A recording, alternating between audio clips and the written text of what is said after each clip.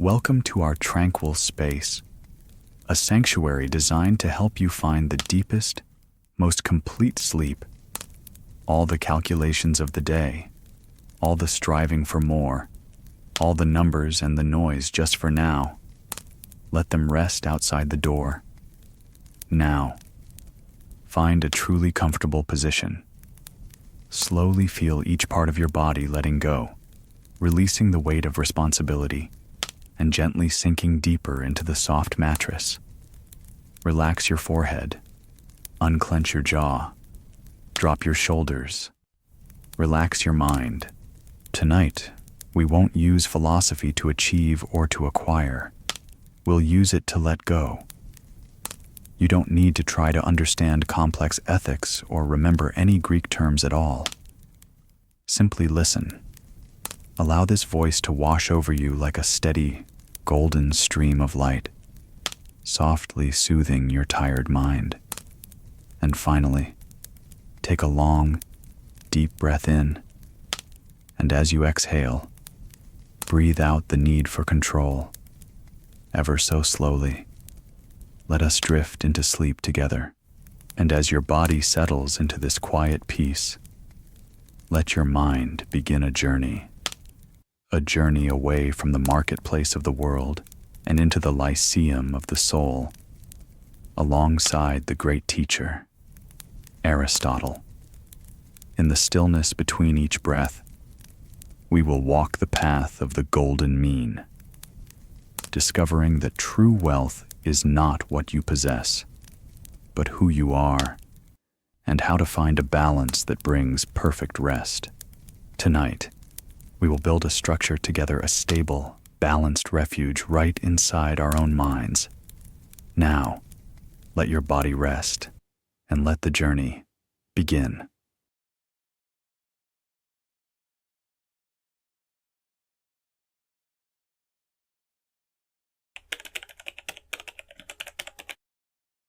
We begin our journey in the sun-drenched colonnades of the Lyceum in ancient Athens, circa 335 BC.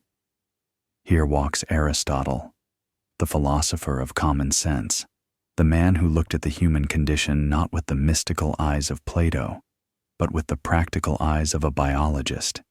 He invites us to consider the ultimate question that keeps the ambitious mind awake at night. What is the point of it all?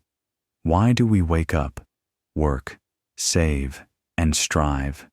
Most of us, if pressed, might answer, to be happy. But Aristotle stops us there. He argues that we have fundamentally misunderstood the nature of happiness, and this misunderstanding is the root of our anxiety regarding wealth. Aristotle distinguishes sharply between hedon, pleasure, and eudaimonia, flourishing, or fulfillment. In our modern world, we often conflate the two. We think that if we have enough money to buy pleasures, vacations, fine wine, soft beds, we have achieved the good life. Aristotle dissects this illusion. He argues that a life devoted merely to pleasure is a life suitable for cattle, not for human beings. Cattle are content with food and sleep. Humans have a rational soul that demands more. Eudaimonia is not a fleeting feeling of joy. It is an activity.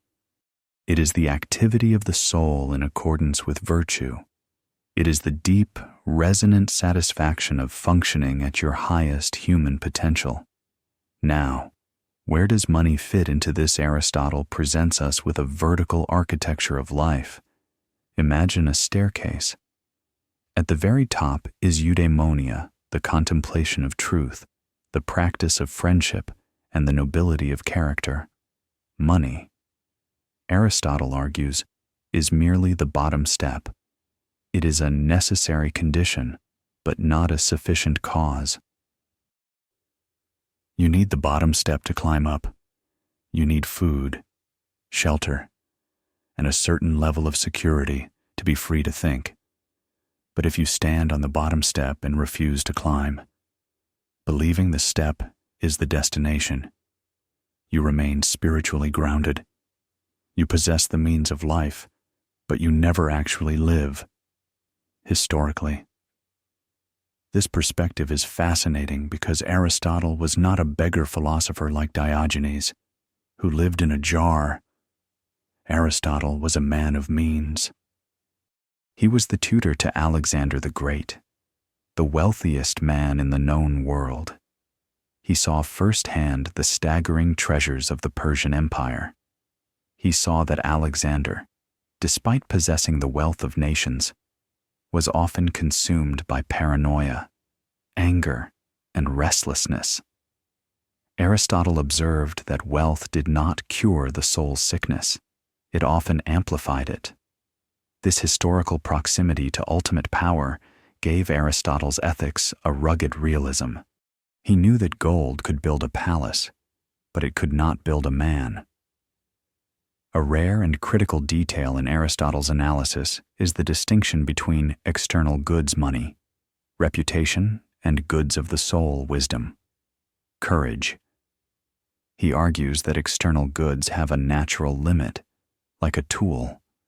There is a point where having more becomes a burden. A carpenter needs 1 hammer. 10 hammers are a nuisance. 1,000 hammers are a tragedy of storage. But goods of the soul have no limit. You can never be too wise or too brave. The anxiety of the modern age comes from trying to treat money, an external good, as if it were a soul good, trying to accumulate it infinitely, hoping it will provide the satisfaction that only wisdom can offer. For the listener seeking sleep, this section offers a profound release. We often lie awake, calculating our net worth, worrying if it is enough. Aristotle whispers, "It is likely enough. If you have the bottom step, if you are fed, clothed, and safe, you have the platform. The anxiety comes from staring at the platform instead of looking up at the view. The purpose of the platform is to be stood upon, not to be worshipped. We are invited to shift our gaze from the foundation to the cathedral of the soul that we are meant to build upon it." Actionable conclusion. Tonight, visualize the staircase of your life. See your financial resources not as a scorecard of your worth, but simply as the sturdy wooden step beneath your feet. Acknowledge its utility. This step supports me. Then, look up. Visualize the next step. Your relationships, your curiosity, your kindness. Realize that you have spent enough time polishing the bottom step. It is sturdy enough. You can now afford to lift your eyes and begin the ascent toward Eudaimonia. Rest in the knowledge that you have the means. Now you can enjoy the end. Section 2. The confusion of instrumentality. Having established that money is a step and not a destination, Aristotle moves deeper into the metaphysics of currency. He introduces the concept of instrumentality. In his view, wealth is not a good in itself. It is merely an instrument useful for something else. This seems obvious, yet it is the most forgotten truth of our time. We suffer from a collective hallucination where the tool has become the idol. Aristotle invites us to walk into a workshop. He points to a hammer. A hammer is defined by its function driving nails.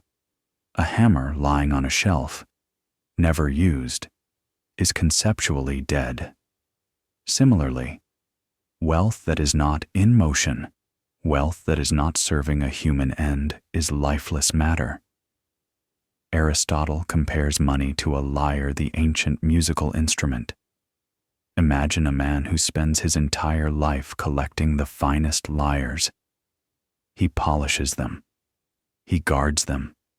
He ensures them. But he never learns to play music. In Aristotle's eyes, this man is a fool. He possesses the potential for music, but never the reality. Money is the lyre. The music is the act of living generously, comfortably, and wisely. When we hoard money or obsess over the digital number in a bank account, We are the lyre collector who never plays a song. We are confusing the potentiality of the tool with the actuality of the life. The historical context of this idea is rooted in the economic revolution of ancient Greece. Aristotle lived in a time when coinage invented in nearby Lydia was transforming society. Before coins, trade was barter direct and grounded in need. I give you shoes, you give me wheat. With coins, trade became abstract. Aristotle was suspicious of this abstraction. He saw that money allowed people to store value indefinitely, which led to a disconnection from natural cycles. He warned that this frozen desire could trick the human mind into thinking that the coin itself had energy. He wanted to remind his students that the coin is cold metal. The energy comes only from the human will that directs it. A rare and philosophical nuance in Aristotle's politics is his critique of the Midas fallacy. We all know the myth of King Midas, who wished everything he touched would turn to gold and then nearly starved to death. Aristotle uses this to prove that money is a convention nomos, not a natural reality. You cannot eat money. If you were stranded on a desert island with $1 billion, you would be the poorest man on earth. This proves that money's value is entirely dependent on the social web. It is a social agreement, not a physical law. This realization strips money of its terrifying power. It is not a god. It is a ticket we wrote to ourselves. For the sleepless mind, this section addresses the fear of scarcity. We clutch our money because we feel it is our lifeblood. Aristotle corrects us. Your lifeblood is your breath, your health, your mind. Money is just the servant that fetches the dinner. The master does not fear the servant. By re-establishing the hierarchy, mind as master, wealth as tool, we reduce the psychological dominance of finance. We stop serving the economy and demand that the economy serve us. Aristotle urges us to ask the question, what is this money for? If you cannot answer that question with a specific, virtuous activity, to educate my children, to help a friend, to buy free time, then the money is dead weight. It is cluttering your soul. To define the purpose is to animate the tool. Actionable conclusion. Tonight, perform a mental inventory of tools. Think of your savings or your income. Instead of seeing it as a vague safety net or a status symbol, rename it as a specific tool for a specific joy. Say to yourself, this portion is the tool for my family's nutrition. This portion is the tool for my future leisure. This portion is the tool for generosity. By assigning a job to the money, you strip it of its mystical power to terrify you. It becomes just a row of hammers and saws hanging neatly on the wall, ready for your hand, but silent until you command them. Section 3. The infinite void of greed, pleonexia. We now confront the dark side of the economic soul. Pleonexia, the Greek term for insatiable desire or grasping for more. Aristotle identifies this not just as a bad habit, but as a form of madness. He draws a sharp line between two ways of acquiring wealth: oikonomia, household management, and crematistic wealth accumulation. Oikonomia is natural and limited. You acquire what you need to live well. Crematistic, specifically, the commercial trade for pure profit, is unnatural and unlimited, and it is the unlimited nature of it that destroys our sleep. Aristotle argues that natural desires have a saturation point. When you are hungry, you eat. When you are full, you stop. The pleasure of eating has a natural limit imposed by the stomach, but the desire for money has no physical limit. You can stack coins to the moon, and your body will not signal full. Because there is no full, the mind enters a loop of infinity. In Greek philosophy, the infinite apeiron was often associated with chaos and evil, while the limit paras was associated with order and beauty. To Aristotle, trying to fill an infinite desire is a torture similar to the myth of the Danaids, who were condemned to carry water in leaking sieves forever. The historical backdrop here is Aristotle's observation of the rising merchant class in the port of Piraeus. He saw men who started as traders to survive, but then became addicted to the game of profit. They were no longer trading to live. They were living to trade. Aristotle viewed this as a tragic inversion. He argued that these men had become slaves to a mathematical abstraction. They were chasing a horizon that receded as they approached it. This bad infinity is the source of modern burnout. We work to hit a number, but when we hit it, the number moves. A rare and insightful detail is Aristotle's medical analogy. He compares wealth to a dosage of medicine. A certain amount of medicine cures the patient. Too little does nothing. Too much kills. No doctor would say, the more medicine, the better. Yet, in finance, we say, the more money, the better. Aristotle considers this irrational. Wealth is the medicine we use to cure the disease of poverty and need. Once the need is cured, additional medicine is poison. It creates bloated egos, false friends, and distraction from the true work of life. This section speaks directly to the more mindset that plagues us. We lie awake thinking, if I just had 20% more, I would be safe. Aristotle warns that safety does not come from the quantity of the supply, but from the limits of the demand. If your bucket has a whole unlimited desire, no ocean is enough. If your bucket is solid limited desire, a small stream is sufficient. The cure for pleonexia is not earning more. It is deciding what enough looks like. Aristotle challenges us to define our terminus. A runner runs to cross the finish line. If there is no finish line, the running is just suffering. Many of us are running a race with no finish line. We are exerting ourselves without a defined end state. Aristotle invites us to plant a flag and say, here, this is the boundary. Beyond this, I am merely hoarding. Actionable conclusion. Tonight, define your finish line for the near future. What does enough look like for you right now? Is it a paid bill, a warm home, a specific small saving?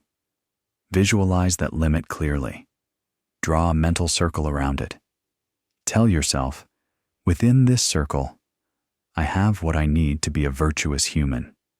Anything outside this circle is extra, not essential. By artificially imposing a limit on your desire, you stop the infinite leaking of your peace. You can sleep because the race has a pause button, and you have just pressed it. Section 4. The doctrine of the mean. We now arrive at the cornerstone of Aristotelian ethics, the doctrine of the mean, often called the golden mean. Aristotle argues that virtue is not an extreme. It is a delicate balance between two vices, one of excess and one of deficiency. When it comes to our relationship with money, most people swing violently between two extremes: the vice of stinginess, meanness, and the vice of wastefulness, prodigality. Aristotle acts as the master archer, teaching us how to hit the bullseye in the center, a state he calls liberality. Let us analyze the extremes. On one side is the prodigal, the wasteful. This person throws money away. They buy things they don't need to impress people they don't like. They lack self-control. Aristotle notes that while this vice is foolish, it is often curable, because the prodigal eventually runs out of money and is forced to learn. On the other side is the miser, the stingy. This person is terrified to spend. They hoard wealth even at the expense of their own dignity and comfort. Aristotle views the miser as incurable and far worse than the prodigal. Why? Because the miser hates the very purpose of money, which is use. The miser is a prisoner of fear. The mean is not a mathematical average, like 5 is the average of 0 and 10. It is a relative mean relative to you. Aristotle explains that what is generous for a king is different from what is generous for a teacher. For a billionaire to give $10 is stingy. For a poor student to give $10 is magnificent. The virtue lies in the proportion. Finding this balance requires wisdom, phronesis. It requires us to constantly adjust our behavior like a sailor adjusting sails to the wind. The historical context is the inscription at the Temple of Apollo at Delphi. Nothing in excess. Aristotle took this religious maxim and turned it into a scientific system of character. He observed that moral failure often comes from too much or too little. Too much fear is cowardice. Too little fear is rashness. Too much attachment to money is greed. Too little care for money is irresponsibility. The virtuous person is the one who cares exactly the right amount, enough to be secure, but not enough to be obsessed. A rare and practical detail in Aristotle's analysis is the role of pain. He argues that you can identify your character by what causes you pain. If spending money on a necessary item causes you physical or emotional pain, you are leaning toward the miser. If saving money causes you pain because you want to spend it instantly, you are leaning toward the prodigal. The goal of moral education is to retrain your emotions so that you feel pleasure in the right action. The virtuous person enjoys spending when it is appropriate and enjoys saving when it is prudent. For the sleeper, this section offers a diagnostic tool. Why are you anxious? Is it because you are hoarding and afraid to lose miserly anxiety, or is it because you are overextending and afraid of the bill? Prodigal anxiety. Both extremes destroy sleep. The center, the mean, is the place of rest. In the center, you are in control. You possess the money. The money does not possess you as with the miser, nor does it slip through your fingers as with the prodigal. The mean is the posture of the steady hand. Aristotle encourages us to steer away from the vice we are most prone to. If you know you are naturally stingy, force yourself to be slightly wasteful to find the center. If you know you are a spender, force yourself to be slightly miserly. Correct the bent stick by bending it the other way until it is straight. Actionable conclusion. Tonight, identify which side of the horse you tend to fall off. Are you a hoarder or a spender? Acknowledge your natural tendency without judgment. Then, visualize the center. Visualize a relationship with money that is fluid but controlled like a breathing cycle. Inhale, save. Exhale, spend. Neither holding your breath nor hyperventilating. Center your mind on this rhythmic balance. You are seeking the golden mean, and in that golden center, there is a quiet, stable silence where sleep can land. Section 5. The liberal man Eleutherios, who is the hero of Aristotle's economic ethics. It is the liberal man, from the Greek Eleutherios, related to Eleutheria, meaning freedom. This is not a political term. It describes a free spirit in relation to property. In this section, we paint the portrait of this ideal character so that we might imitate him. The liberal man is the master of the art of giving and taking. He is not attached to his wealth, yet he does not despise it. He treats money with a noble carelessness. He cares for it enough to have something to give, but he does not care for it enough to weep when it is gone. Aristotle defines the liberal man's actions with a precise formula.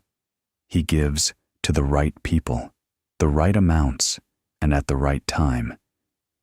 This sounds simple, but it is the hardest thing in the world. To give to a flatterer is not liberal. It is foolish. To give to a friend who needs to learn independence might be harmful. To give only when people are watching is vanity. The liberal man gives because the act of giving is kalan beautiful and noble. He gives because it affirms his freedom from the material world. The historical nuance here is the aristocratic expectation of Athens. A gentleman was expected to be generous, but Aristotle democratizes this virtue. He insists that liberality is not about the amount given, but the habit of the giver. A poor man who shares his loaf of bread is more liberal than a rich man who gives a banquet but grumbles about the cost. Aristotle focuses on the internal state. Does the hand tremble when it opens? The liberal man's hand opens smoothly. He does not keep a mental ledger of favors owed. A rare and fascinating detail is Aristotle's assertion that the liberal man is often bad at becoming rich. Why? Because he does not hoard. He does not obsess over every penny. He is more concerned with how to use money well than how to acquire it. Aristotle admits this is a worldly disadvantage, but a spiritual victory. The liberal man trusts that if he lives virtuously, the means will follow, or at least, he will have enough. He refuses to turn his soul into a cash register. He values himself too highly to become a mere money-making machine. Aristotle also notes that the liberal man is easy to deal with in money matters. He is not litigious. He doesn't sue over small sums. He is willing to be shortchanged occasionally rather than create a fuss. Why? Because he values peace more than pennies. This looseness with money is a sign of a large soul. Megalopsychia. The small soul fights for every scrap. The large soul knows that the relationship is worth more than the transaction. For the sleepless mind, often tight with the tension of calculation, the image of the liberal man is a relaxation technique. Imagine being him. Imagine the feeling of writing a check or paying a bill with a sense of gratitude and ease, rather than resentment.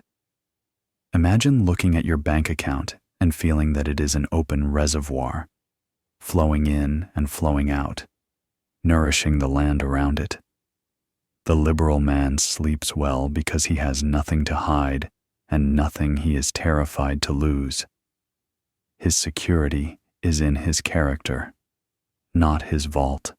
This virtue teaches us that freedom is not having enough money to do whatever you want. Freedom is having the right attitude toward the money you have.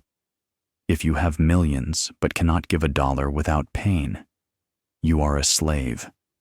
If you have $10 and share one with joy, you are a king. Actionable conclusion. Tonight, practice a mental rehearsal of liberality. Think of a payment you have to make soon, a bill, a debt, or a gift. Visualize yourself making that payment with a feeling of lightness and noble carelessness. Say to yourself, I release this resource freely. It has served me, and now it goes to serve others. Feel the knot of attachment in your chest loosen. By practicing the mindset of the liberal man, you declare your independence from the tyranny of the coin. You are free to rest. Section 6. The burden of the miser. We turn our gaze now to the shadow side of the coin, the miser. In Aristotle's gallery of characters, the miser, or the illiberal man, is a figure of pity, not envy. while the world may look at his overflowing vaults and call him rich. Aristotle looks at his shriveled soul and calls him the poorest of men. In this section, we analyze the psychology of hoarding and why the refusal to spend is a form of spiritual self-imprisonment that guarantees a restless, anxious existence. The miser suffers from a fundamental error in judgment. He values the potential over the actual. He loves the idea that he could buy a warm coat, but he refuses to actually buy it because he loves the gold coin more. He freezes his life in a state of suspended animation. Aristotle argues that wealth is defined by its use. A shoe is only a shoe when it is being worn.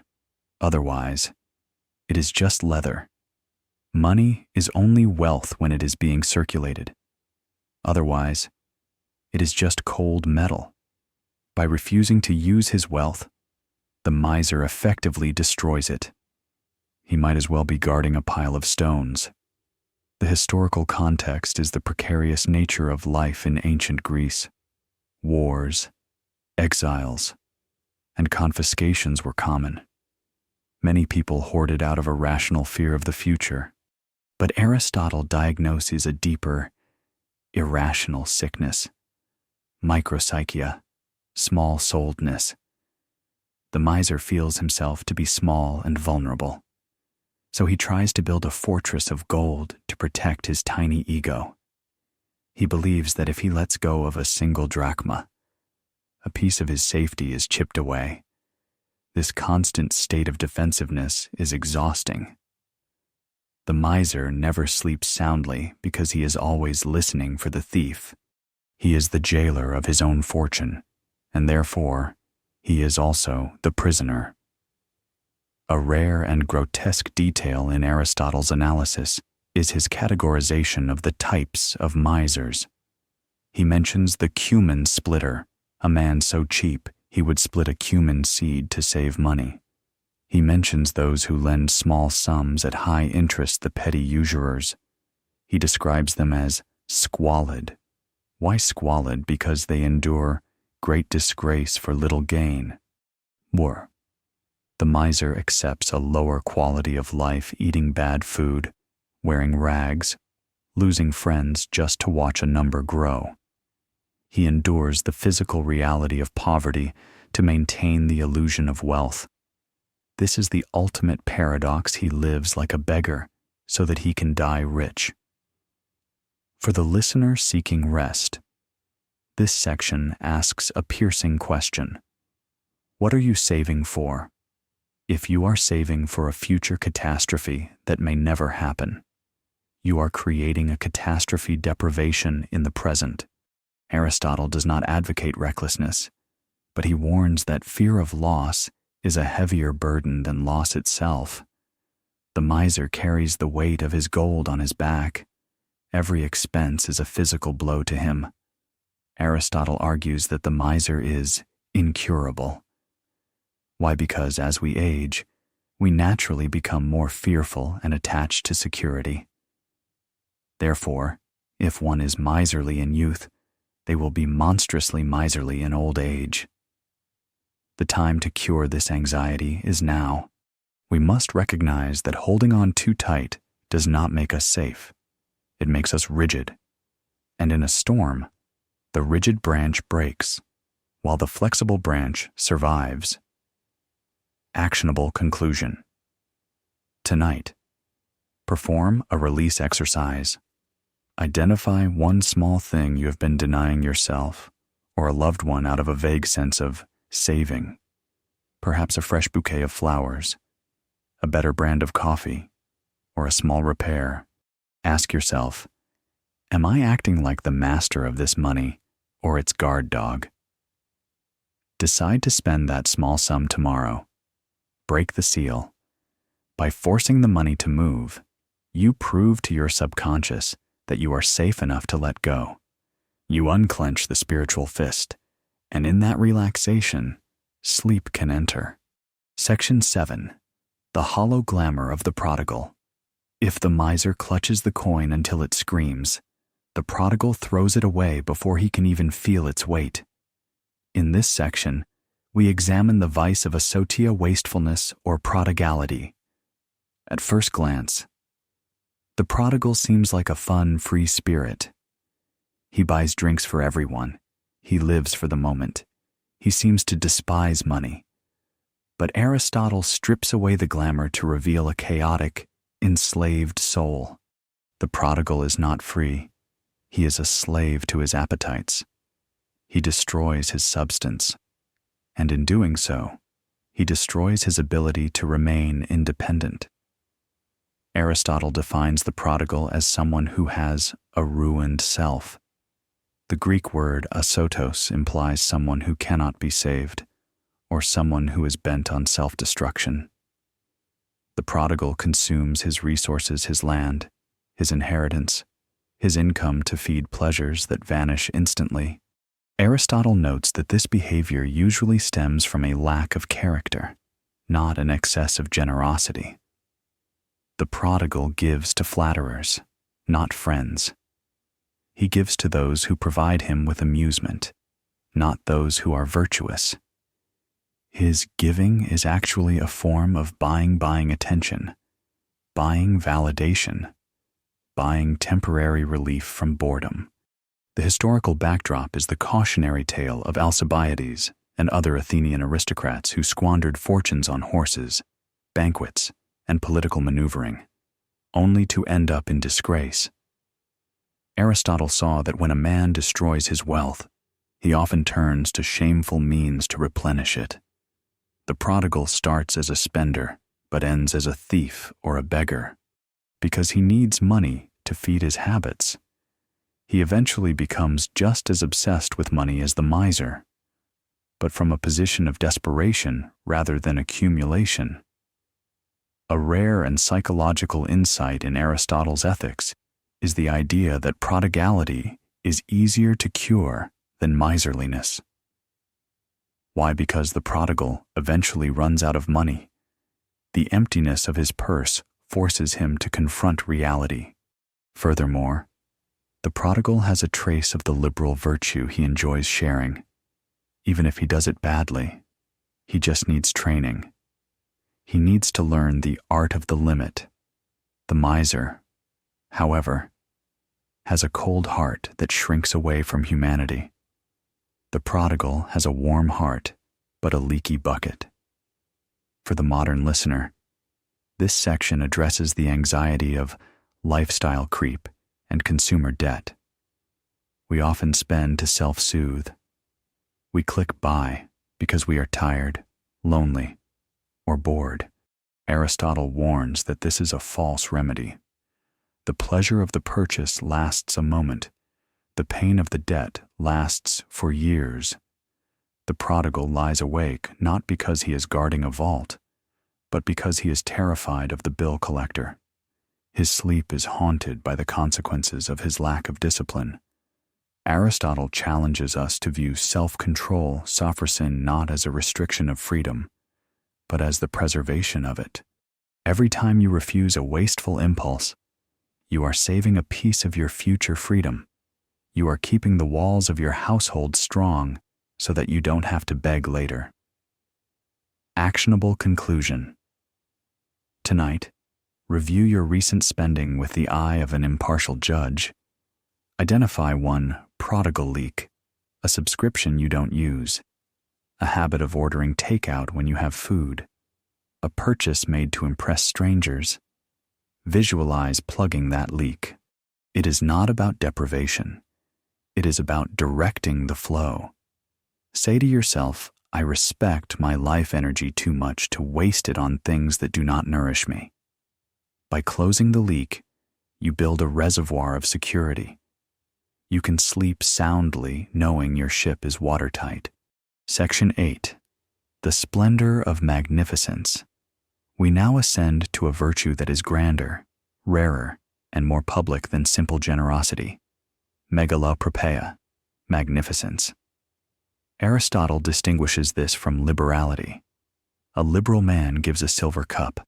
A magnificent man builds a temple. This section explores the proper use of large-scale wealth. It is a lesson for those who have achieved significant success and wrestle with the responsibility of it.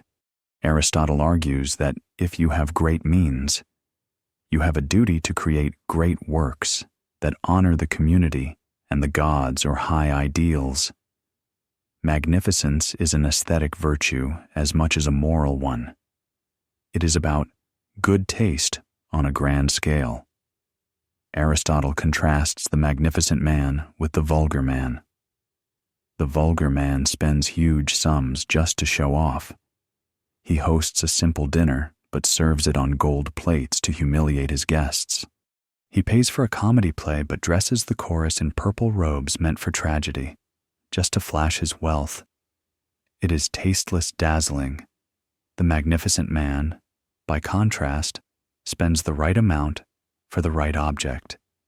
If he builds a house, it is beautiful but not gaudy. If he funds a public warship, it is strong and swift. His spending creates lasting value for the city. The historical context is the Athenian system of liturgies, where rich citizens were legally required to fund public works festivals, triremes ships, and gymnasiums. Aristotle saw this not just as a tax, but as an opportunity for moral beauty. The magnificent man accepts this burden gladly. He views his wealth as a trust fund for civilization. He understands that his private success is inextricably linked to the public good.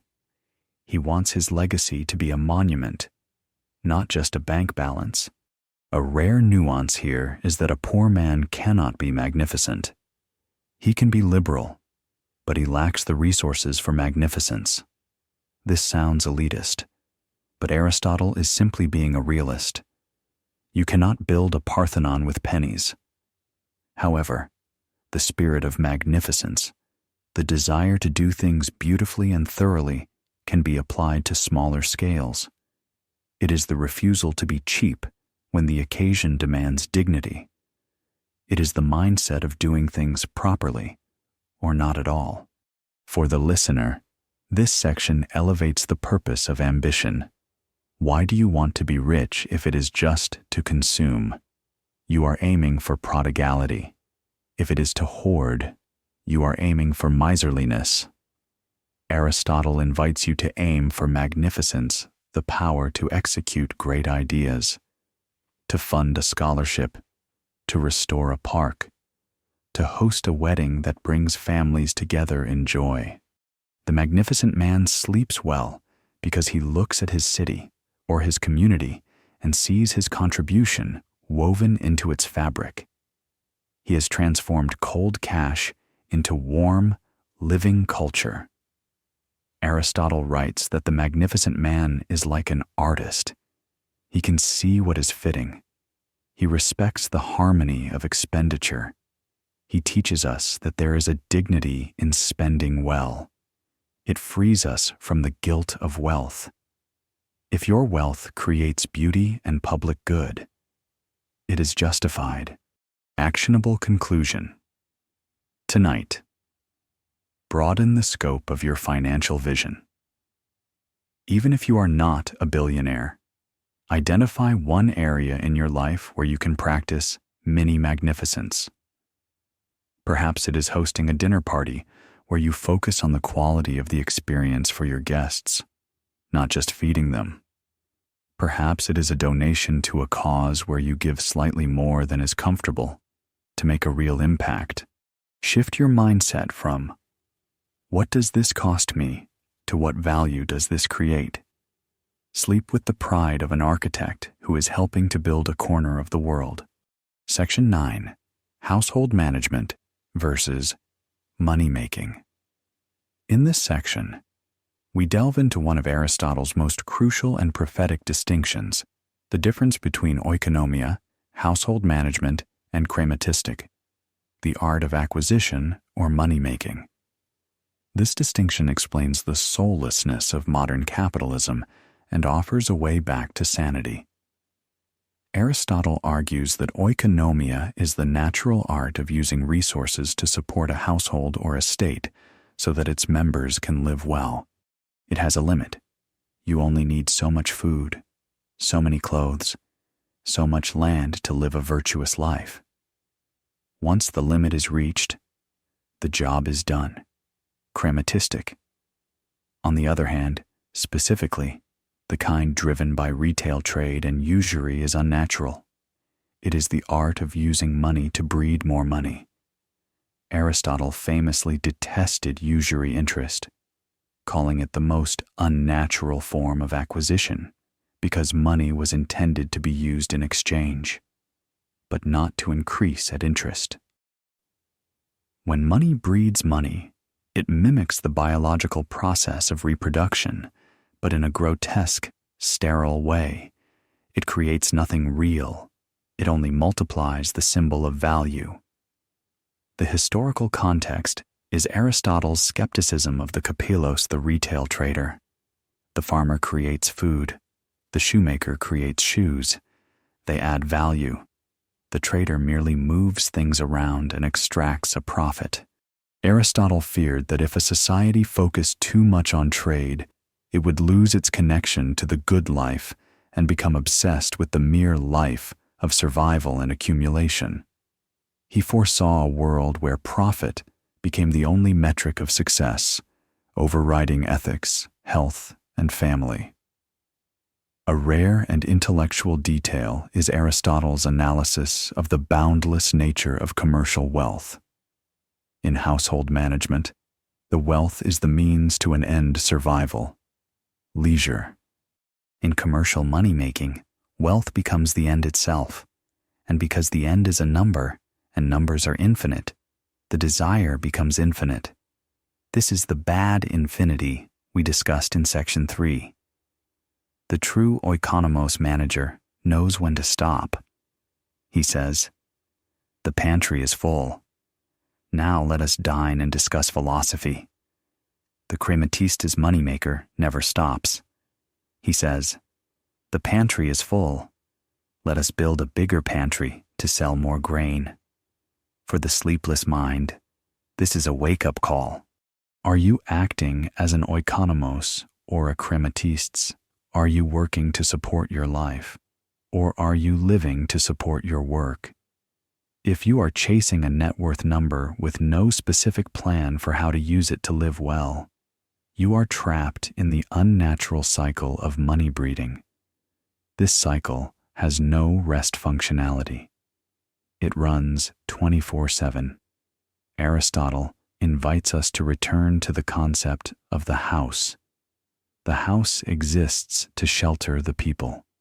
The economy exists to shelter the house. If the economy destroys the peace of the house, it has failed, no matter how high the GDP or the bank balance is. Restoring the natural limit restores our sanity. We realize that we are not profit-maximizing machines. We are human beings trying to sustain a household of virtue. Actionable conclusion. Tonight, perform a purpose audit of your work. Ask yourself, is my labor serving the oikonomia, my life and family, or just the crematistic, the score? Visualize your wealth as a harvest. A harvest is meant to be eaten and shared, not piled up until it rots. Determine one way you can eat the harvest this week, taking time off, buying a service that saves you stress, enjoying a hobby. Assert the dominance of life over profit. Sleep with the peace of a farmer who knows the barn is full enough. Section 10. Finite wealth. Finite desire. We conclude this block with the Aristotelian concept of the limit paras. In a universe that is governed by laws of physics, everything has a rightful size. A ship that is 2 inches long is too small to sail. A ship that is 2 miles long is too big to steer. A plant can only grow so tall before it collapses. Aristotle applies this biological law to wealth. Wealth is a tool. and every tool has a proper size for its function. If wealth is the collection of tools necessary for the management of a household and the state, then it follows that there is an optimal amount. Too little wealth, and you are crushed by drudgery. You cannot practice virtue because you are starving. Too much wealth, and you are crushed by administration. You become a slave to your possessions, spending all your time guarding, managing, and ensuring them. Aristotle argues that the good life lies in the middle zone, having enough to be autonomous, but not so much that you are distracted from the real work of being human. The historical backdrop is the Greek concept of autarkia, self-sufficiency. The goal of the city-state and the individual was to be self-sufficient, to not need anything from the outside. Paradoxically, having massive, sprawling wealth makes you less self-sufficient because you become dependent on foreign markets, complex laws, and hordes of servants. The limit creates freedom. By saying, "I have enough," you cut the cords of dependency. A rare and philosophical detail is Aristotle's critique of Solon's prayer. Solon the poet said, "No bound to wealth is fixed for men." Aristotle respectfully disagrees. He says that while money currency can be counted infinitely, true wealth, the things we use, is strictly finite. You can only wear one outfit at a time. You can only sleep in one bed. Recognizing the physical finitude of our needs liberates us from the mental infinity of our wants. This section soothes the fear of missing out, FOMO. We look at billionaires and think we are failing. Aristotle looks at them and asks, "Is their ship too big to steer?" Often, the answer is yes. The super-rich are often paralyzed by the complexity of their assets. The listener, with their moderate wealth, is actually in the Goldilocks zone of human existence, agile, free, and capable of genuine leisure. Aristotle teaches us that the limit is not a wall that imprisons us, it is a frame that defines us. A painting without a frame spills over and loses its meaning. A life without financial limits spills over into chaos. Embracing the limit is an act of definition. It allows us to say, "This is my life. It is this big, and it is full." Actionable conclusion. Tonight, visualize the size of your life. Imagine it as a ship. Is it small and leaky, or is it perhaps a sturdy, mid-sized vessel that handles the waves well? Acknowledge that a bigger ship would require a bigger crew, more maintenance, and deeper harbors. It would limit where you could go. Be grateful for the maneuverability of your current station. Whisper to yourself, "My wealth is sufficient for my virtue." By accepting the limit, you stop scanning the horizon for more and start enjoying the voyage here. Section 11. Freedom is self-sufficiency, autarky. We move now to the concept of autarkia, autarky, or self-sufficiency, a term that Aristotle holds as the gold standard of political and personal life. In the modern world, we define freedom as the ability to buy whatever we want. Aristotle defines freedom as the ability to need as little as possible so that we depend on no one. This is a radical shift. The modern definition ties freedom to the wallet. The Aristotelian definition ties freedom to the character. Aristotle argues that the definition of a slave is someone whose time and actions are dictated by another. By this metric, many wealthy people are slaves. They are slaves to their clients, slaves to the market fluctuations, slaves to their high overheads. True wealth is the state of autarky, where you possess enough that you do not need to bow, scrape, or compromise your ethics to survive. If your lifestyle is so expensive that you must stay in a job you hate to fund it, you have lost your autarky. You have built a golden cage and handed the key to your employer. The historical context is the Greek ideal of the independent citizen. The Greeks looked down on the Persians not because they were poor, Persians were rich, but because they were subjects of a king. They were not masters of their own fate. Aristotle translates this political idea into personal finance. To be autarkic does not mean living as a hermit in the woods. It means structuring your finances so that they are robust enough to withstand the shocks of fortune without forcing you into servitude. It is the money of the ancient world, but used for virtue, not arrogance. A rare and nuanced detail in Aristotle's politics is the distinction between solitary and social autarky. He admits that man is a political animal, so we cannot be entirely alone. True autarky includes having family and friends, but it excludes dependency on strangers or volatile forces. The autarkic man owns his tools. He owns his skills. He owns his mind.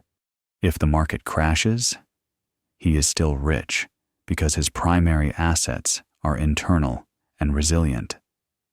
For the sleepless mind, this section addresses the fear of the boss.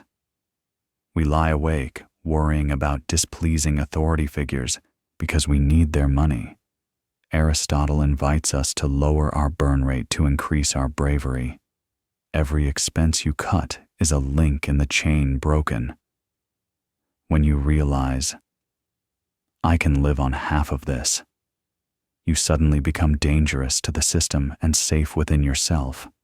You walk into the office with the head held high because you are there by choice, not by compulsion. Aristotle writes that happiness is that which is desirable in itself and not for the sake of something else. Autarky is the platform for this. It allows you to say no, and the ability to say no is the ultimate luxury. Actionable conclusion. Tonight, perform a dependency audit. Look at your expenses and ask, which of these forces me to be a slave? Is it the car lease, the mortgage on a house that is too big? Identify one area where you can trade a material luxury for a psychological liberty. Visualize yourself cutting that cord. Feel the sudden lightness of knowing that you need less than you thought. Sleep with the deep, sovereign peace of a ruler who has fortified his own citadel. Section 12. Money and Friendship. A filter. We now enter the warm but complex territory of philia friendship.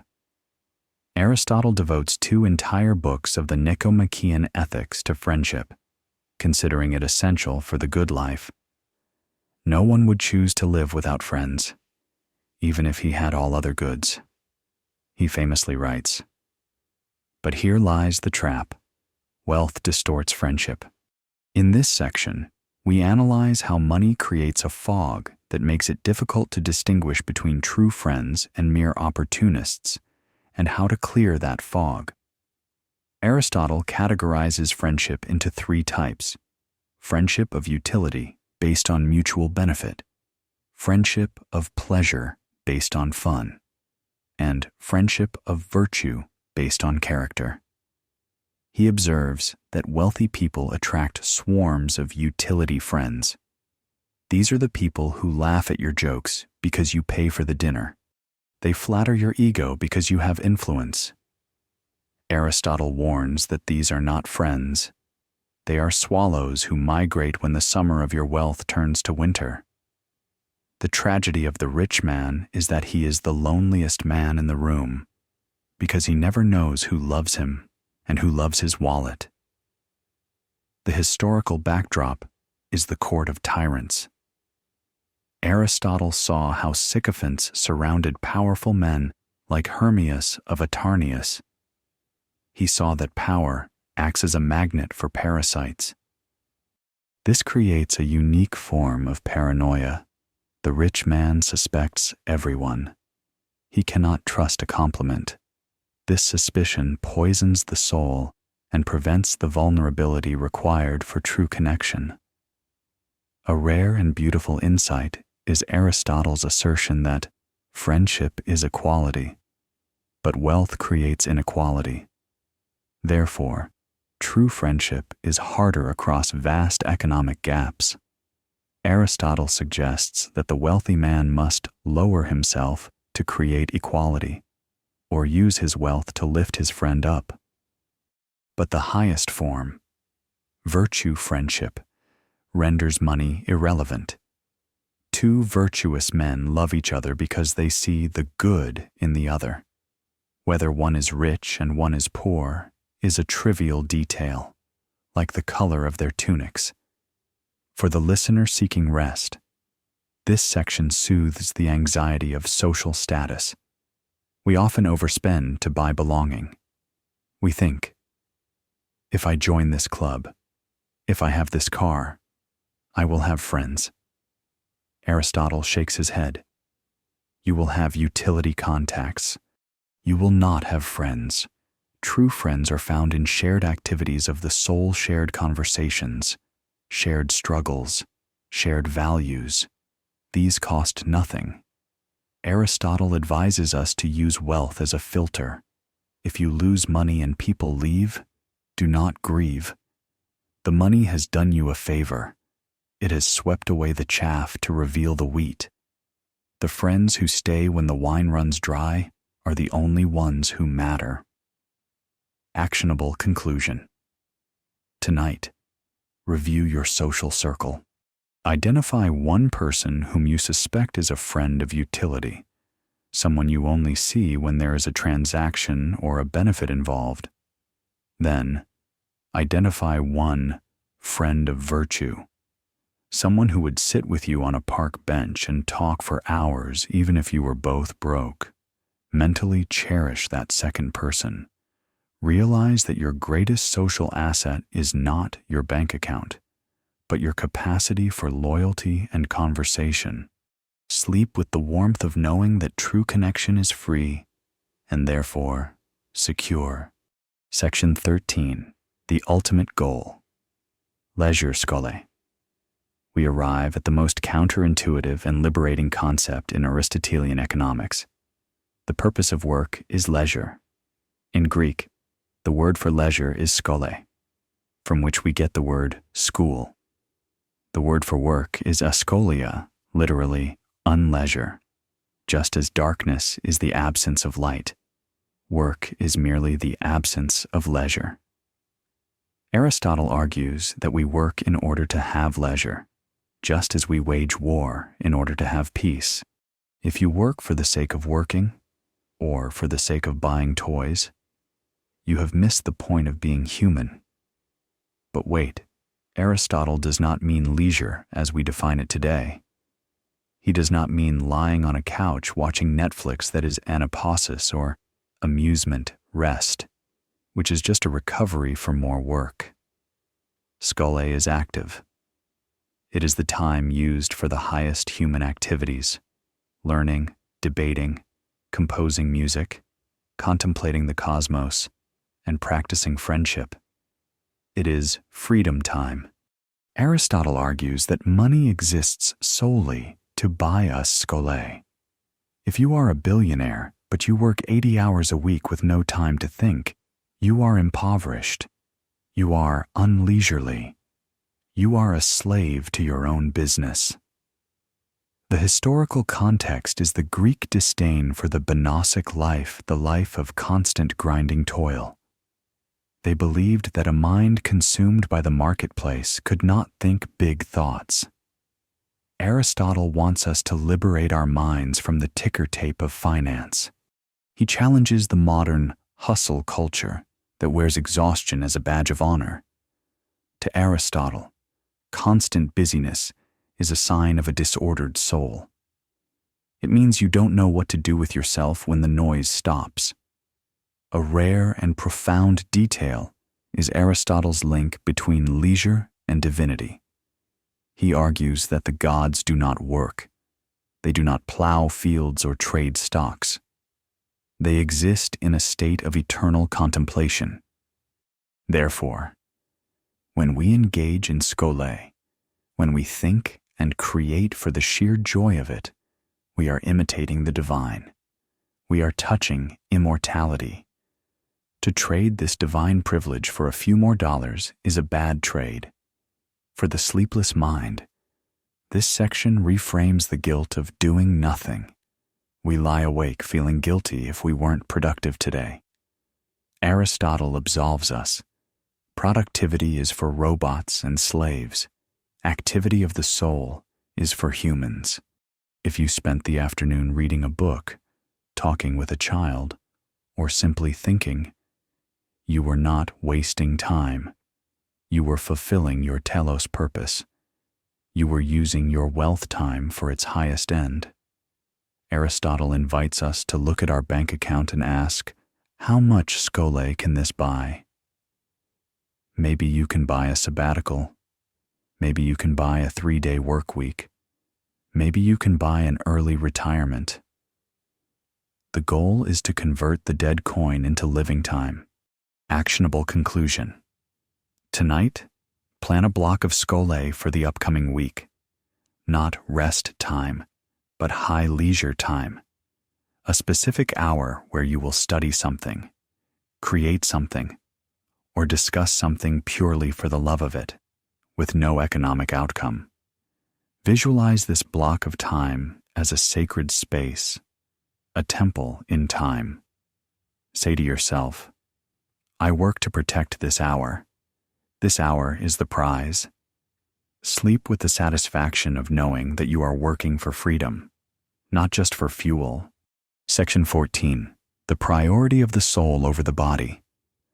We descend now into the architecture of the human being. Aristotle proposes a strict hierarchy of goods: external goods wealth, reputation, goods of the body health, beauty, and goods of the soul wisdom, virtue.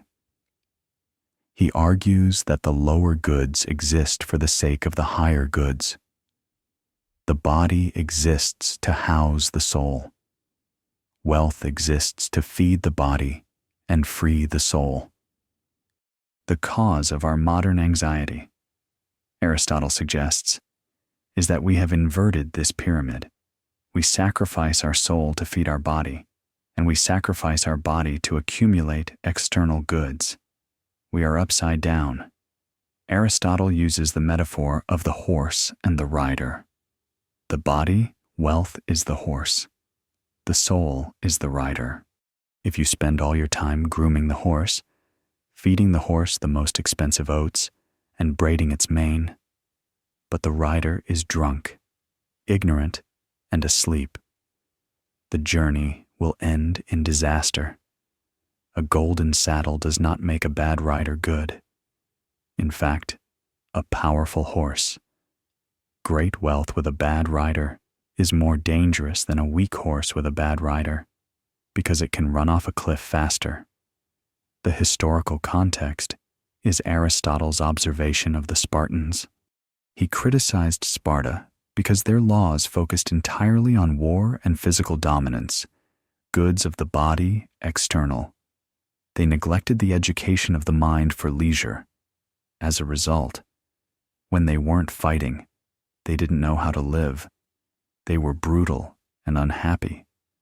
Aristotle warns that a life focused solely on winning, financial or physical, leaves the inner citadel empty. When the applause stops, there is no one home.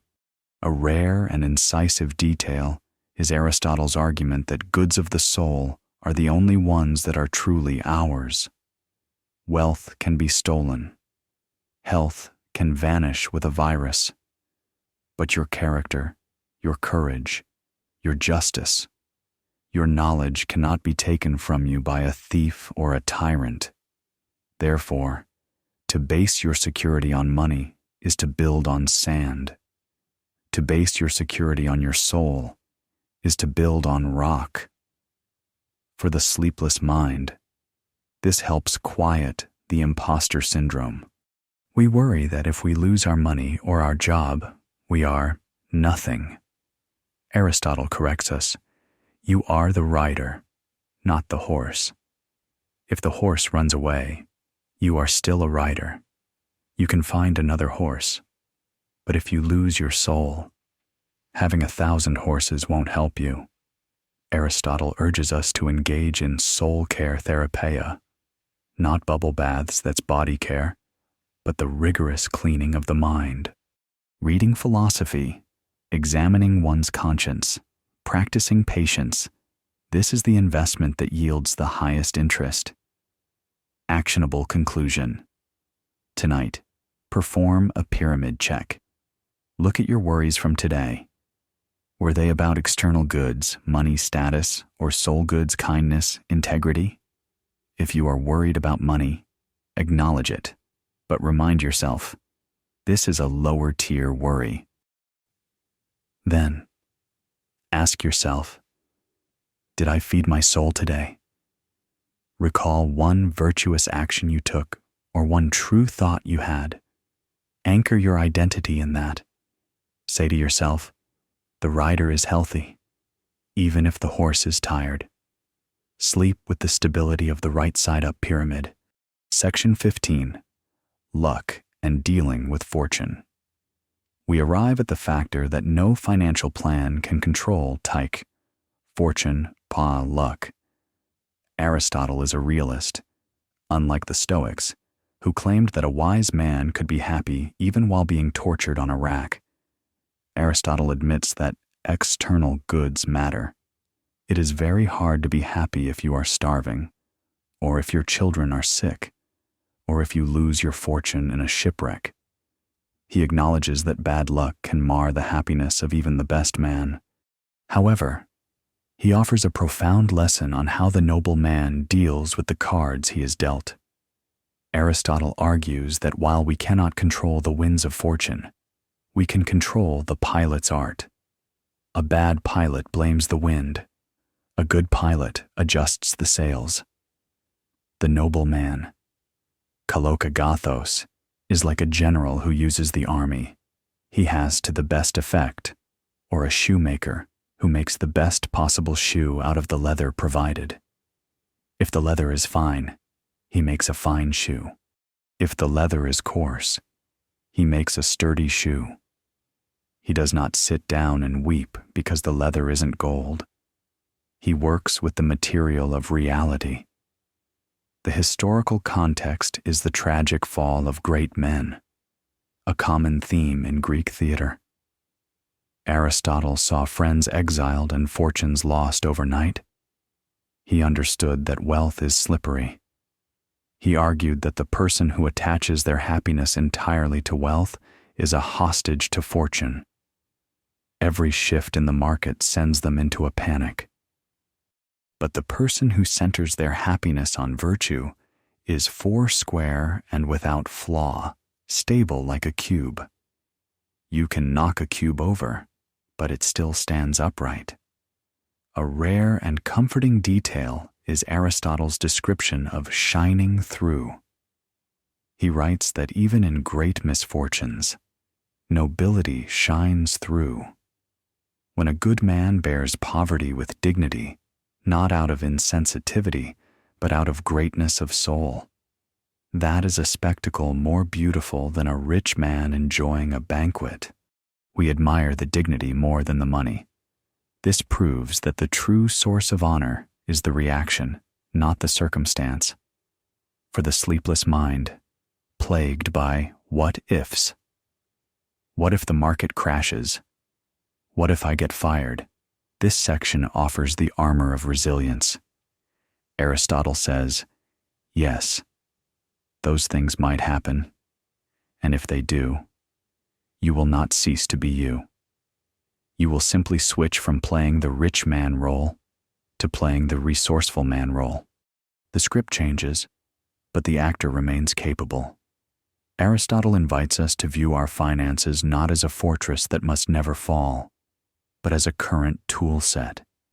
If the tool set shrinks, we build smaller, simpler things. but we continue to build. We do not stop living just because the budget changed. Actionable conclusion. Tonight, face your worst-case financial scenario. Look at the monster in the dark. If you lost X amount, what would you do? Visualize yourself not as a helpless victim, but as the Aristotelian shoemaker. I would live in a smaller apartment. I would eat simpler food. I would read books from the library. Realize that you would still be able to practice virtue, friendship, and thought. You would still be human. By mentally walking through the fire and seeing that you survive, you disarm the fear. Sleep with the confidence of a master craftsman who can work with any material. Section 16. Educating desire. We now confront the engine room of our economic life. Desire. Aristotle argues that most financial problems are not problems of income, but problems of desire. If you give a man with untrained desires 1,000,000 drachmas, he will simply scale up his vices. He will not become happier. He will become a magnified version of his confused self. Therefore, the path to peace is not to increase the supply of money, but to educate the desire. In this section, we explore how to retrain the soul to be satisfied with what is natural, rather than tortured by what is artificial. Aristotle famously stated that it is more important to equalize desires than property. Radical egalitarianism tries to give everyone the same amount of stuff. Aristotle argues this is futile. If everyone has the same gold but still has infinite greed, they will simply start fighting again. The solution is paideia education, but not just reading and writing. Aristotle means moral education, the training of the heart to feel pleasure and pain at the right objects. We must train ourselves to feel disgust at excess and delight in sufficiency. Just as an athlete trains their body to prefer healthy food over junk. The historical context is Aristotle's critique of Phallius of Chalcedon, a political theorist who proposed that equality of property would solve all crimes. Aristotle laughed at this. He pointed out that men do not commit great crimes just to buy bread to keep from freezing. They commit great crimes to satisfy desires that are not for necessities. They steal to build palaces, not huts. Therefore, the only true safety lies in an internal revolution where we realize that the palace adds nothing to the man. A rare and psychological detail is Aristotle's concept of habituation, ethismos. You cannot just decide to stop wanting things. You must habituate yourself. It is a physical process. By repeatedly saying no to a luxury, the pain of saying no diminishes until it becomes a neutral act, and eventually, a pleasurable act of freedom. The first time you walk past a shop window without buying, it hurts. The 100th time, it feels like power. Aristotle invites us to view this not as deprivation, but as athletic conditioning. We are building the muscle of enough. For the sleepless mind, this section addresses the hedonic treadmill. We lie awake, wanting the next thing, the new car, the renovation, the promotion. We think the wanting is a sign of ambition. Aristotle says it is a sign of a lack of education. We have been miseducated by society to believe that accumulation is the goal. We need to re-educate ourselves to believe that autonomy is the goal. Aristotle asks, does this desire arise from the body's need, which is finite, or the mind's vanity, which is infinite? If it is vanity, no amount of money will cure it. You are trying to fill a spiritual hole with physical matter. It won't work. Actionable conclusion. Tonight, identify one vanity desire that has been nagging you something you want primarily because it would look good to others or make you feel upgraded. Visualize this desire as a weed in your mental garden. Acknowledge that feeding it money will only make it grow bigger and hungrier. Decide to starve it. Say to yourself, I do not need this to be whole. Feel the relief of stepping off the treadmill. You are stationary, but you are at peace. Section 17. Legacy is not gold. We move to the question of what we leave behind. Inheritance. In the ancient world, as in the modern, parents obsessed over leaving a fortune to their children. They worked themselves to the bone, ruining their health and their sleep, to build a pile of gold for the next generation. Aristotle looks at this sacrifice with a skeptical eye. He argues that leaving wealth to a child who lacks virtue is not a blessing. It is a curse. It is like handing a sharp sword to an infant. They will only hurt themselves and others. Aristotle emphasizes that the true legacy is phronesis, practical wisdom, and ethos, character. If you leave your child wisdom, they can acquire wealth if they need it, or live happily without it. If you leave them wealth but no wisdom, the wealth will be squandered by flatterers, or it will fuel their vices, leading to their destruction. Therefore, the anxiety parents feel about not leaving enough money is misplaced. The anxiety should be, have I left enough training? The historical backdrop is the observation of the sons of great men. Pericles, the great statesman, had sons who were mediocre. Why? Because they inherited the status, but not the struggle. Aristotle argues that wealth removes the necessity that acts as a teacher. When a child never has to strive, their soul becomes flabby. The great-souled man is forged in the fire of challenge. By removing the fire, we prevent the forging. A rare and nuanced detail is Aristotle's advice on friendship between generations. He suggests that the best inheritance is a shared life. Instead of working late to earn money for a child you never see, Aristotle would advise spending the time with the child.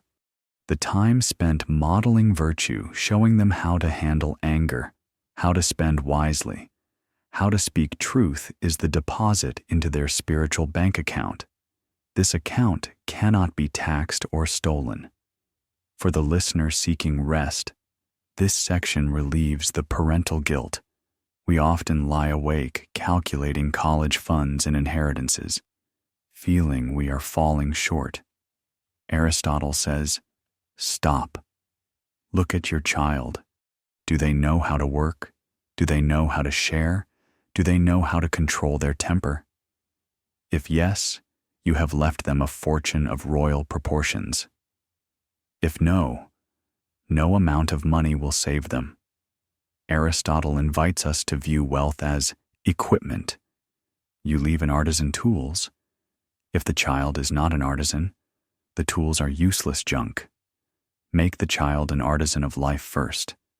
Then, whatever tools you leave, be it a single hammer or a whole workshop, will be used well. Actionable conclusion. Tonight, perform a legacy shift. Instead of worrying about the financial inheritance, think of one specific skill of living or value you want to pass on. It could be the love of reading, the habit of saving, or the courage to be honest. Plan a moment tomorrow to model or discuss this value. Say to yourself, I am building a fortress inside my child, not just a bank account around them. Oh no. Sleep with the peace of knowing that the best insurance policy for the future is the character you are cultivating in the present. Section 18. The Contemplative Life. The Contemplation of Truth. We ascend now to the summit of the Aristotelian mountain Theoria contemplation. This is the highest form of human activity, the closest we get to the gods. In the Nicomachean Ethics, Aristotle argues that while political and practical life is good, the contemplative life is best. This is the life of the mind thinking, understanding, and gazing at the truth of the universe. What does this have to do with money? Everything. Money is the servant that guards the door so that theoria can take place inside. Aristotle argues that we need external goods, wealth, only to the extent that they liberate us for contemplation. If you are cold, hungry, or overworked, you cannot contemplate. You are stuck in survival mode.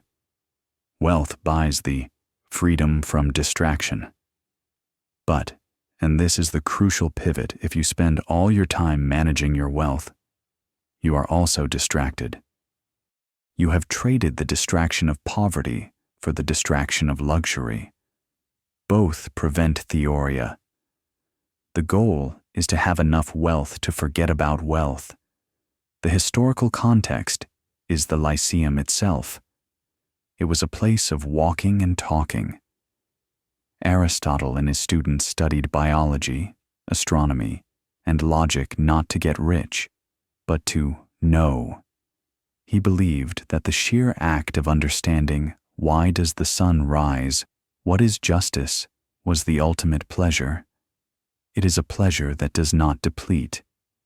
If I eat a cake, the cake is gone. If I contemplate a truth, the truth remains, and I can share it with you without losing it. This non-zero-sum nature of the mind is the antidote to the zero-sum nature of the market. A rare and transcendent detail is Aristotle's description of the intellect nous as something divine within us.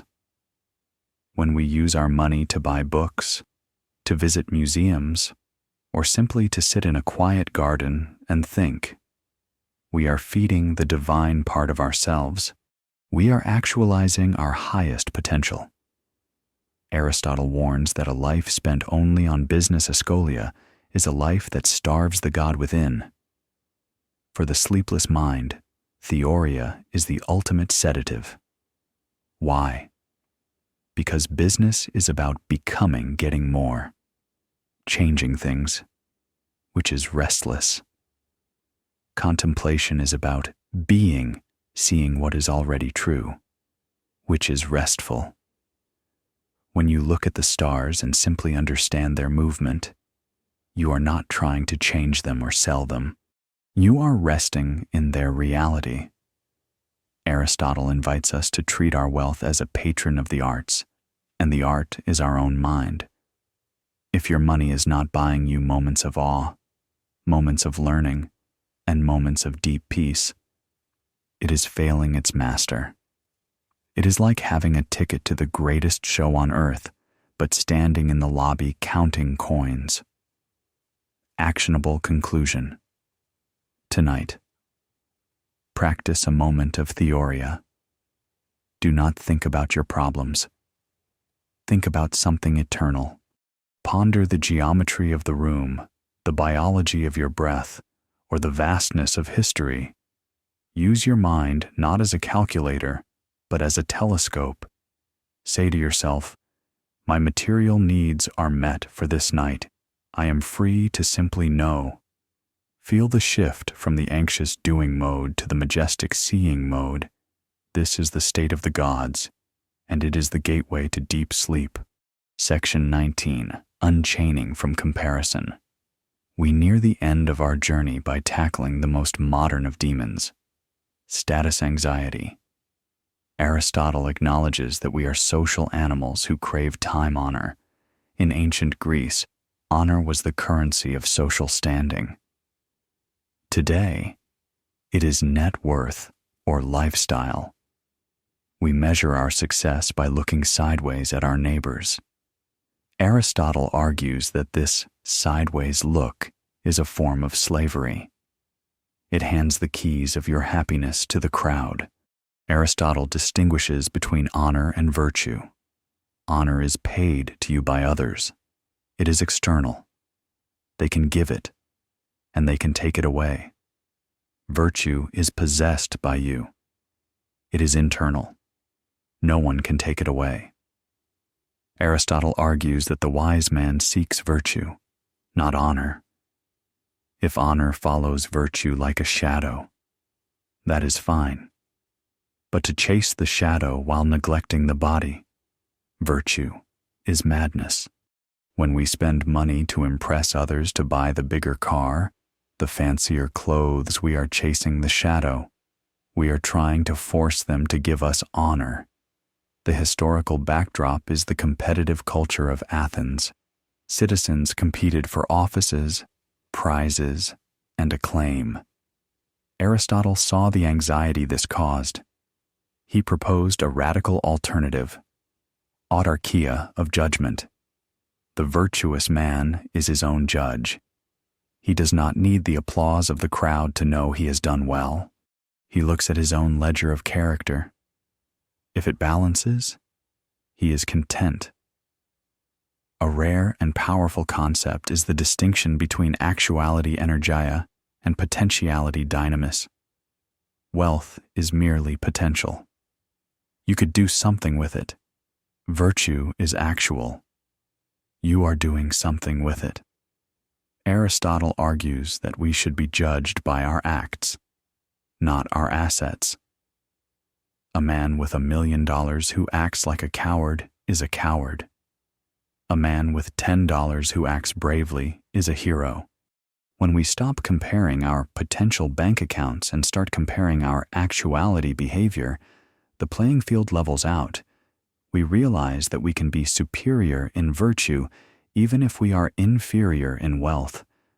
For the sleepless mind, this section cuts the cord of envy. We lie awake thinking, they have more. Aristotle asks, do they live better? Do they have more courage, more temperance, more wisdom?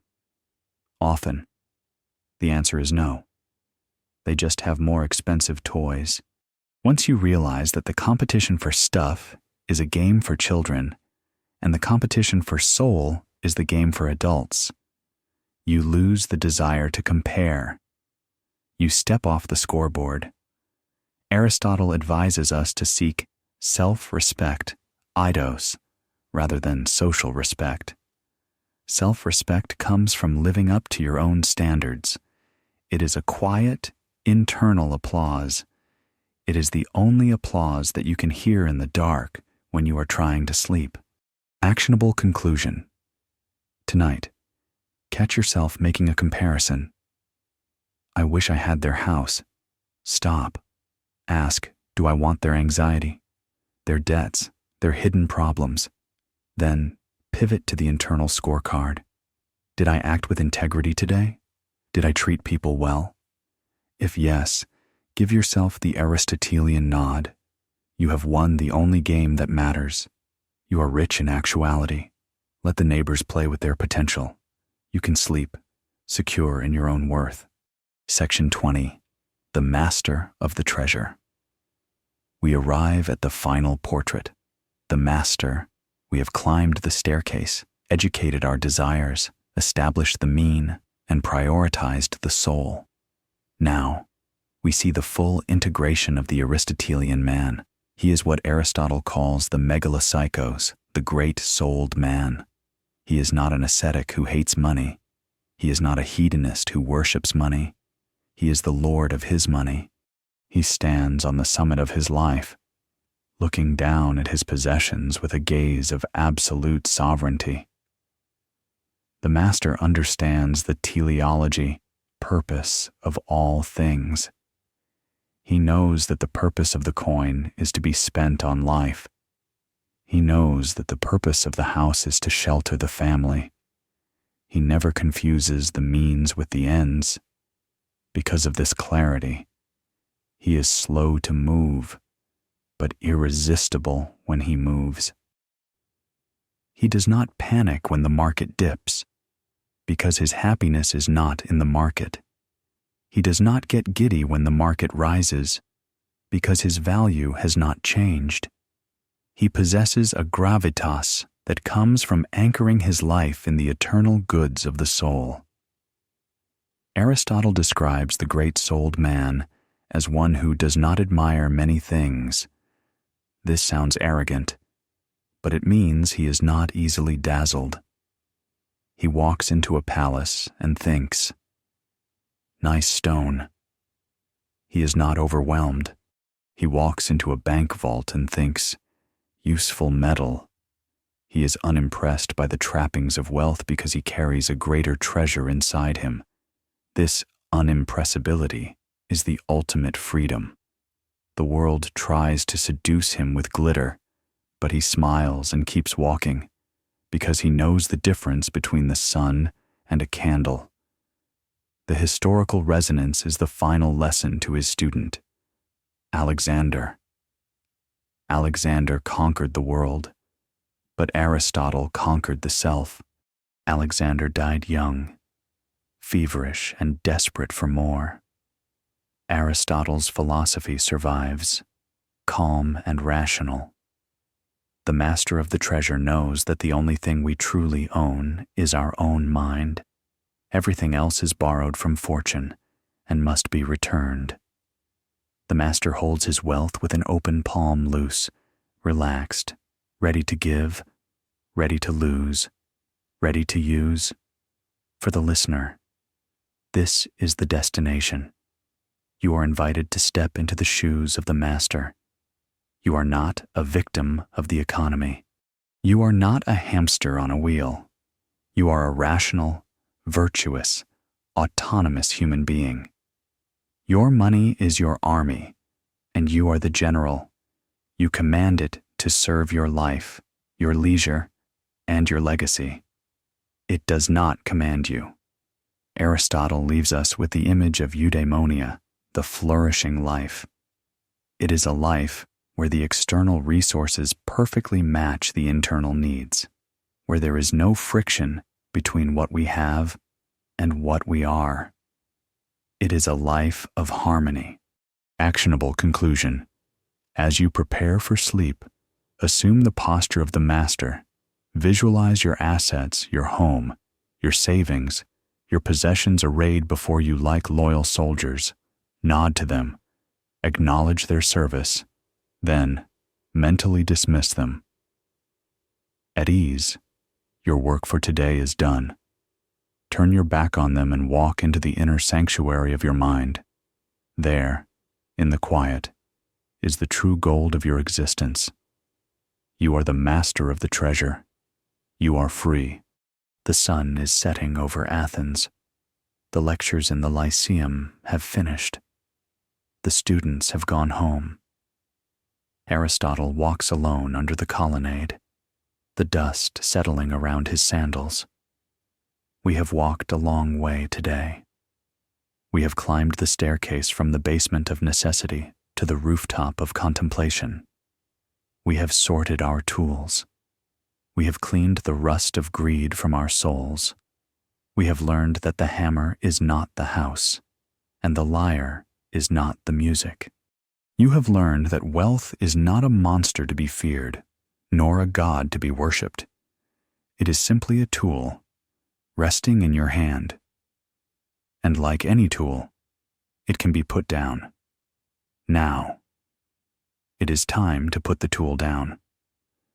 Visualize yourself placing the heavy bag of economic worry on a sturdy table by the door. It is safe there. You do not need to carry it into the bedroom.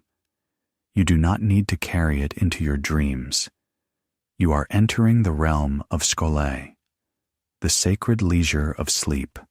Here, there are no prices. Here, there is no buying or selling. Here, there is only the pure, unbought grace of rest. You are the rider, dismounting the horse. You are the master, closing the vault. You are the philosopher, closing the book. The world of getting and spending is far away. The world of being and breathing is here. You are sufficient. You are whole. You are rich in the only currency that matters, peace. Rest now in the golden mean of silence. Sweet dreams. End of script.